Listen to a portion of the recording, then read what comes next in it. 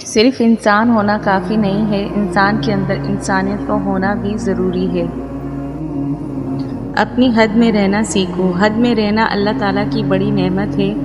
پانی حد سے بڑھ جائے تو طوفان بن جاتا ہے، انسان حد سے بڑھ جائے تو شیطان بن جاتا ہے۔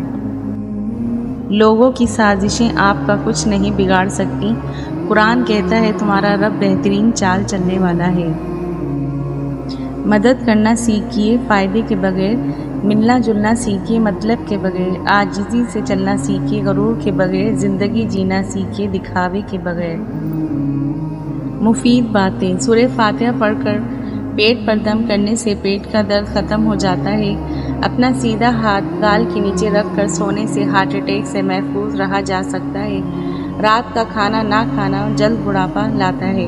اپنا چہرہ ہاتھ، دوپٹے یا لباس سے صاف کرنا بھولنے کی بیماری پیدا کرتا ہے۔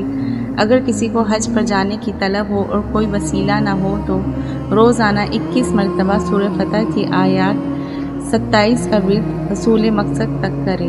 جزاک اللہ۔